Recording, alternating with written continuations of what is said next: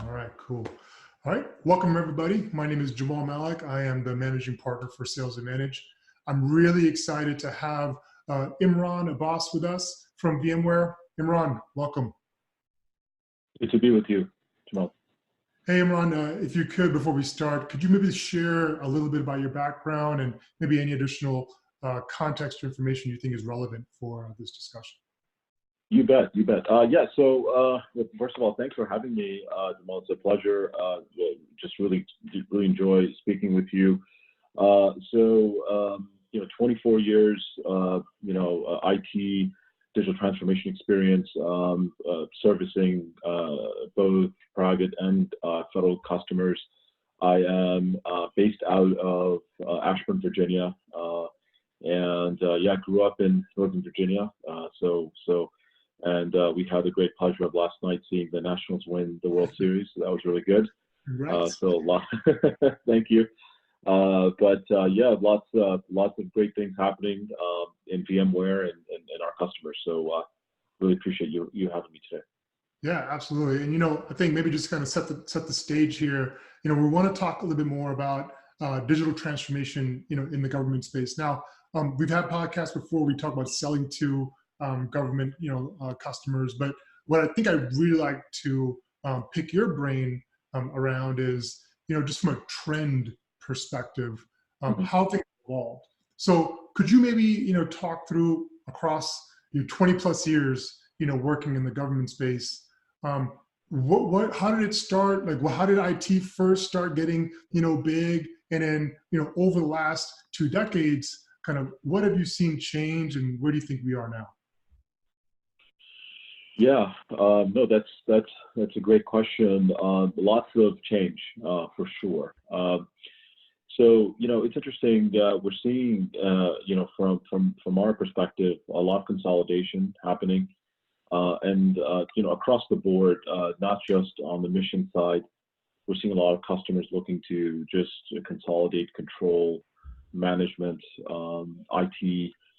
As well. That's why we're seeing pretty, significant and purposeful push towards cloud and cloud technologies. I think that's going to continue. Customers are now really moving towards that sort of single pane of glass, single governance model. So I think that's going to continue. We're also seeing sort of this generational change happening within our customers as well.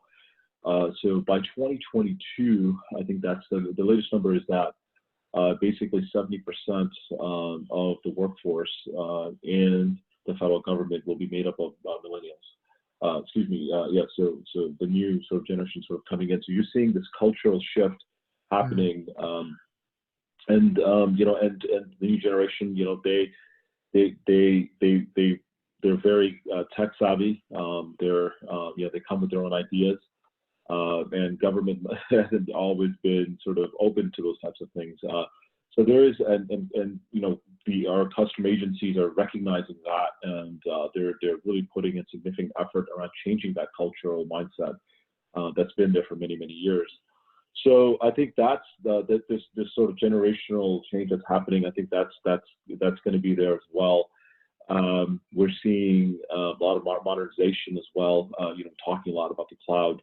So customers are really investing in more advanced applications, which requires them to sort of think differently in what they thought of IT, right, and mission. So I think security and compliance also is becoming a major element of policy for our customers. More and more we're seeing security and compliance becoming sort of table stakes at this point, where features and functions don't matter as much if you don't have the compliance in place.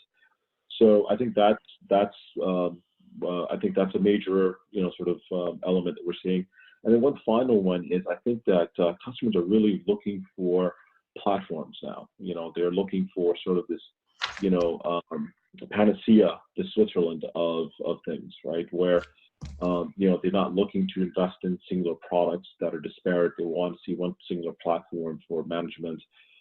So we're seeing the sort of re-rise of enterprise architecture and app rationalization, those types of things that are coming up as well. So so yeah, it's a lot that's keeping us busy. So a Yeah. lot happening, but it's definitely really, really good. Yeah, and it's funny. We both talked about how both of us spent time in the commercial sector and public sector, and I think you know um, the one thing about spending time in the public sector is that you got to be a glutton for punishment, right? Because just the pace of Yeah, way things work, and obviously the politics and things like that. But I think a couple of things you said really resonated with me. In the beginning, when IT was first becoming more and more popular in the government space, you saw this really big push towards focusing on infrastructure, right? Just getting technology in place just to help with, data collection, management, kind of the core things you'd expect a IT organization to kind of first start providing. Then over time, you start seeing IT start slowly moving up the business stack. Now you're talking about getting insights and getting, leading to actions.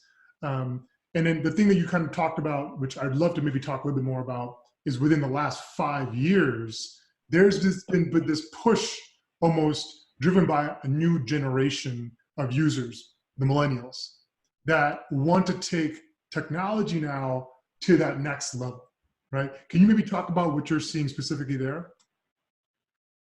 yeah. So yeah, for sure. So from a generational standpoint, so there's a in terms of innovation, we're sort of in this golden era of software, right? That's what Sanjay Poonen, our COO, sort of calls it. And reason being is because we've never seen this level of unprecedented speed when it comes to software development, right? So if you think about DevOps, DevSecOps, you're talking about the ability to sort of take an application from ideation to production in unprecedented time, right?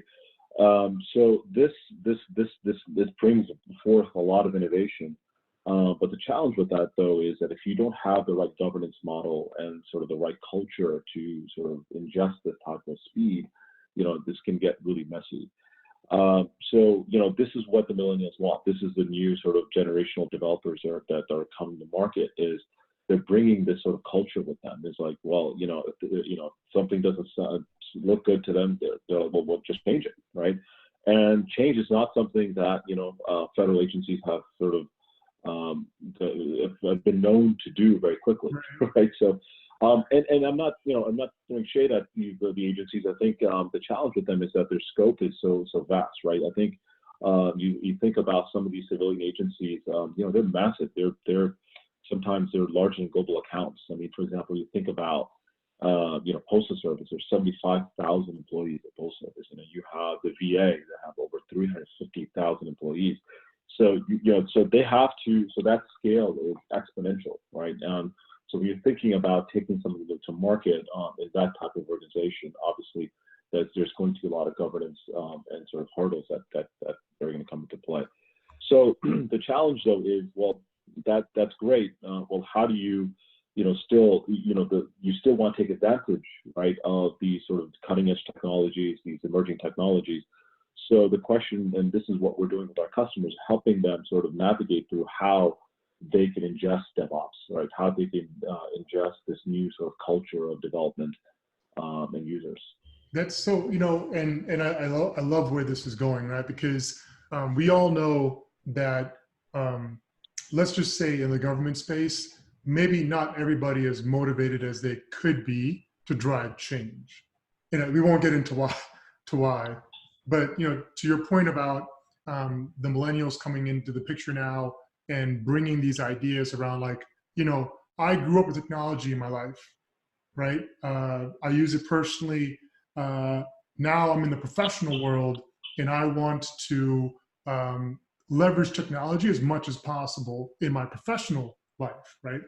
And what's interesting is that it's not that the technology can't do it, but it truly is a culture problem, right? And I find that so fascinating, because the way you engage with these individuals is so different than how you maybe engage with someone who has a lot of tenure in the government space. You talk about like DevOps and all these different things. It's about learning how to do things differently. Yeah. So how, so no doubt the opportunity for the future is huge, huge when you think about it, when you look at the world through this lens.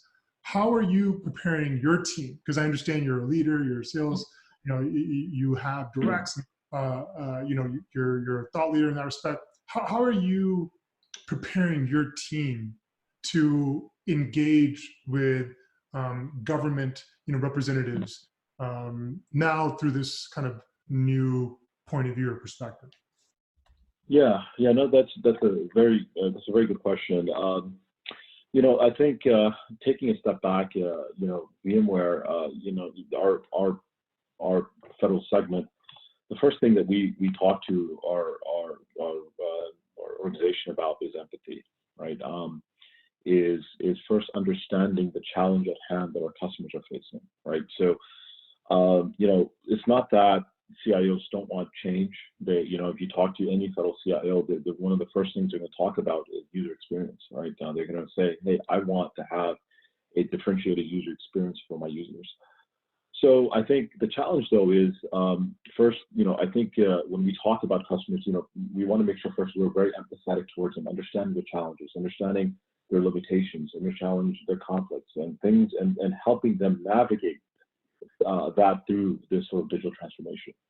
So awareness is a big part of our agenda. So when we engage in a customer, education is a big part of our sort of approach, is making sure our customers understand what's out there and what their options are. And then lastly, I would say is helping them with a vision, right? And the vision is something that they can really truly hold, right? And something that can be operationalized for them. So when we talk about, for example, end user computing, we talk about this notion of adopting rapid CI/CD. They need to know what an end state looks like that works for them, because it's not all the same, right? And based on their values, what they're looking to achieve, their business sort of outcomes and goals, and then working backwards from there. Right. So I think we've seen that strategy be very effective, and it's also long lasting, right? I mean, we see a lot of organizations will come into federal customers and just say, hey, we have this feature, this great product, does X, Y, and Z, and that's great. But if the customer doesn't know how to implement, operationalize that service, it's not going anywhere. Yeah. So that's the key, is that, and a lot of the folks that we bring in, they spend a considerable amount of time just listening to our customers, and that, and I think that's exactly the right approach that we should be taking. Yeah, and I think there's so much in that there's so much wisdom in what you're sharing. I think one of the key things that jumped out for me is really there needs to be an emphasis on value selling and solution selling, or one of the two or both even, right? You can't go in there with like, hey, this is what I have, this is the features, functions of this thing. No, it's really about, I heard the word empathy, I love that, right? Really know your customer, understand what they're trying to achieve, build that trust and credibility, right? And then when you've proven yourself in that respect, then you can make suggestions and then, go from there. One thing that you did talk about, and I'd love to maybe kind of double click on it, is this aspect of selling with the end of mind, or the implementation in mind, right? From a sales perspective, typically most sellers will just disengage once the contract has been signed, right?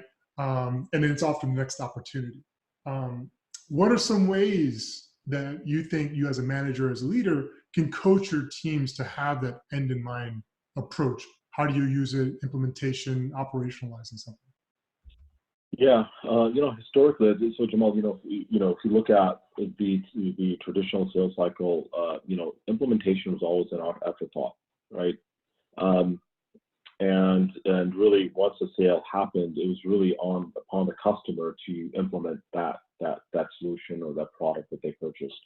That is not going to fly anymore, because especially where customers are moving more to a SaaS model, an operational model, it's going to be per use, right? So those days of sort of selling and forgetting are gone.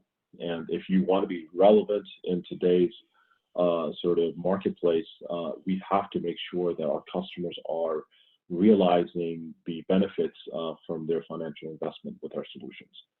So one of the things, systemically that we've implemented within our own company and our organization is this notion of having a plan, a deployment plan, an adoption plan before the sale is made.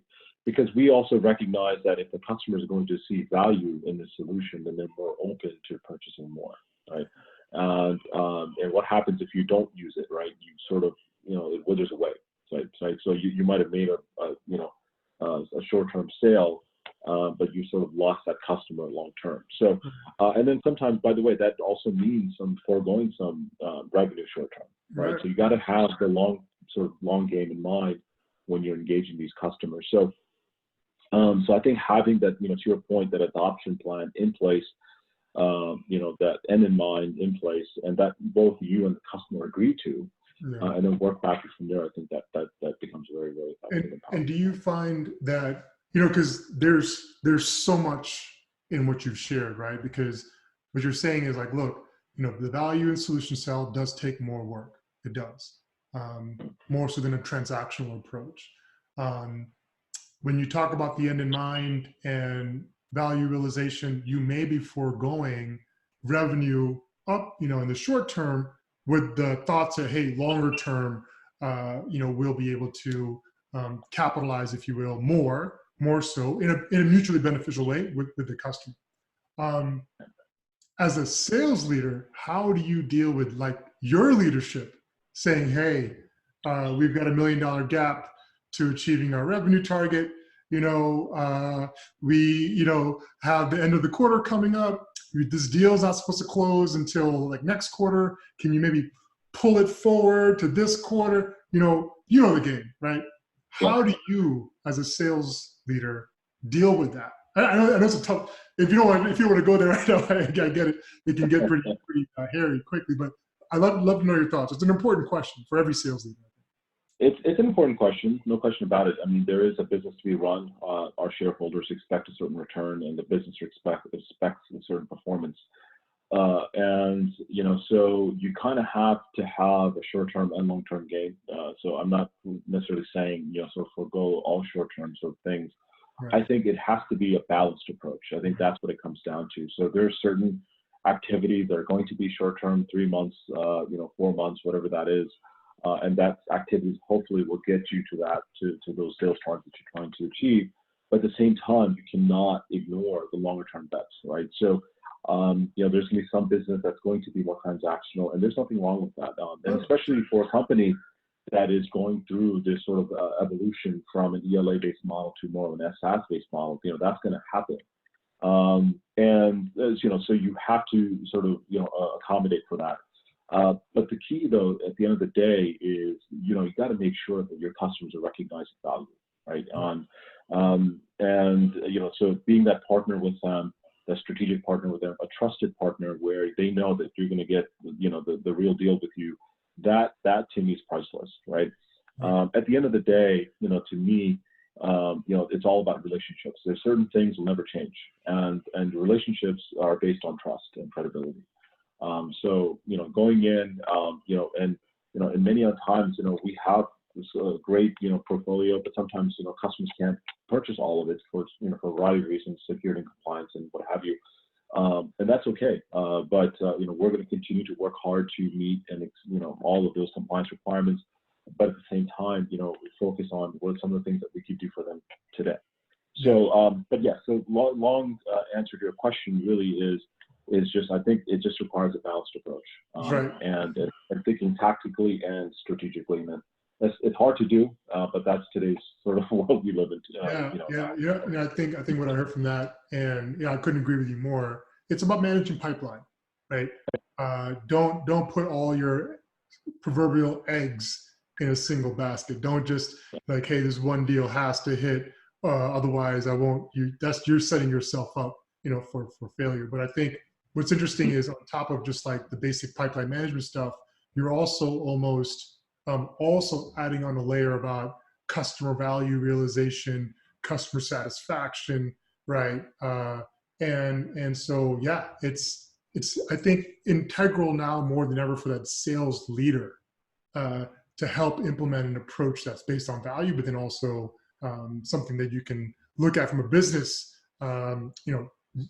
target revenue attainment perspective, and say, hey, I feel good about both.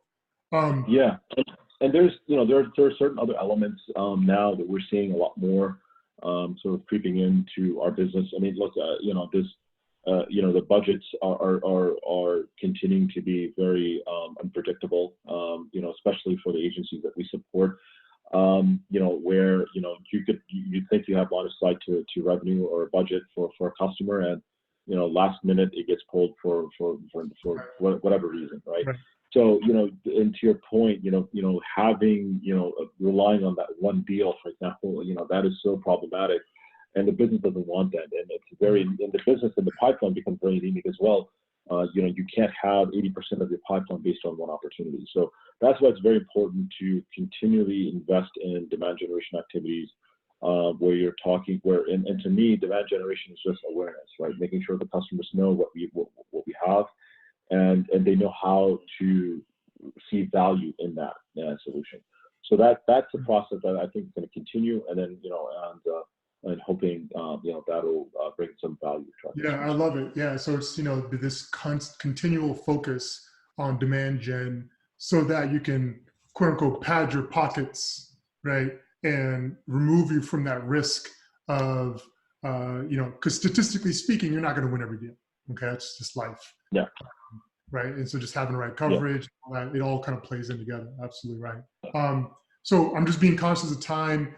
There's a couple of a few more topics I want to run past you and get your perspectives on. One of which is look, over the last 20 plus years, you've been in sales and in this world. I'd love to hear from you of an example where just maybe talking about what we touched on a second ago, of an opportunity where you're like, okay, we got this, right? It's going to happen. It's maybe it's not signed yet, but you're absolutely confident, and it doesn't come through, right? Yeah. Talk to me about that a little bit, and what were your biggest learnings from that experience? Yeah. So, wow. I mean, I've had a lot of those, by the way, where we knew it was coming in, and something happened. I think so. There are a number of opportunities, but one theme that comes to mind is, when we're going after one specific deal, usually it's tied to one personality in the customer account, where this customer loves our company, loves what we do, but we haven't been able to, or that individual doesn't necessarily have the power or the influence to take that sort of preference upstream to their management. So we see that as being a very big risk, right? And so we've been in situations where the customer that we're usually dealing with loves us, but that's not necessarily the case of one level above. So it's very important to sort of understand the construct of an organization, and from a not just from a strategic standpoint and standpoint, but it's also very from a tactical standpoint. Well, who makes the purchases? Who's procurement? What are they? What are the things that they have to abide by to make a purchase, right? So all those things go into this supply chain of buying, right? So I think that having a good sort of sense of organizational influence, especially with your advocate that you're primarily doing business with, I think understanding that, I think it's important. So but yeah, we've been burned a few times, and but that's part of the fun, right? But the key here is that you learn, right, from that. What went wrong, and so to me, I've personally, it's one of my personal values. I don't believe in failure. I believe that there's only learning, right? And so if something happened what didn't go your way, you got to make sure you go back and understand why, and so that it doesn't happen again. Because if you don't, it will happen again. It will happen again. Yeah, exactly right. And what's interesting is the scenario you talked about. I remember seeing that much more frequently in the commercial space. And now what's basically happening, at least my interpretation, is buying teams are getting much more complex. Government organizations aren't basically just counting it at one individual to make that buying decision. and so you have a committee now. You got to figure out like who the players are, what's in it for them, and your words couldn't be any more true. You got to understand the buying team. Great, you have a relationship with that one guy, but that may not be the only guy that's making the decision, right? So, 100%. I couldn't agree with you more. It's very, very, good learning. And so with that, I do want to also ask you, in all the experience that you've had, what advice could you give someone who is, finding it very difficult to get that initial level of traction with government customers? What ways would you potentially explore? And I hope that's not too broad of a question. I think yeah. Yeah, I would say focus less on the sales, the reps that are historically been very successful are the ones who can understand the customers better, who understands our customers' challenges and can help them navigate through those challenges. So I would, I think as a matter of fact, when I go and meet a customer, I tell them I have a great pleasure of serving you. Because many times even customers sometimes are aware of all the present challenges that might potentially affect them. So I think going back to that empathy is very important. Understanding your customer is extremely important. Understanding the environment and framework they have to work in. I think it's very important to your point, like for example the buying process. Who's involved in those types of things. And then finally, I'll say relationships. They're still the currency. That's the currency we're in, and making sure that you're investing in relationships and being genuine, and and all those, having values and what those relationships, I think is going to be critical. So to me, we always look for folks who can build relationships. I think that's where you're going to get traction. So once you have relationships, those you build that trust, hoping you have a good understanding of the customer and the challenges are, then hoping that your solutions can sort of align to that and take that forward. No, I think that's great. And I'd say that to your point, your customer doesn't care about your products. Full stop. Right. Right. Well, I mean, to an extent. And if you really embrace that, to your point, and do everything you can to build that rapport, that trust, that credibility, and really understand kind of the needs of your customer, almost be a consultant, dare I say, right?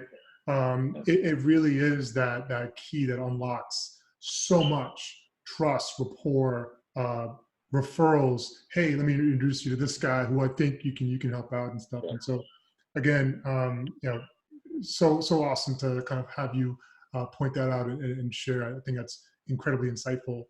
Imran, I just want to say thank you so much for taking the time and having this conversation. I do want to just say, I've been following VMware for my entire career. Like, I've obviously understood what they did, and it was focused on virtualization, obviously for the longest time. And I'll just say I'm very impressed with the way VMware is positioning itself in the marketplace as it relates to really enabling true digital transformation to occur within customers, right? To be that single point of interface to be able to help you manage both on-prem resources, in the cloud resources, regardless of the vendor you use. Hugely valuable in terms of simplification, in terms of being able to manage and move things around. It's a pretty powerful story. And so, again, just wanted to say thank you so much for making it out. Any last words, thoughts, comments you'd like to share at all before we sign off? No, Jamal, thank you very much for the time. Just really enjoyed speaking with you, and looking forward to working with you as well. Awesome. Thank you so much, Imran. Hey, happy Halloween. Congrats on the Nats doing their thing. And I'm sure we'll be connecting here again soon. Thank you so much. All right. Thanks, Jamal. Bye now.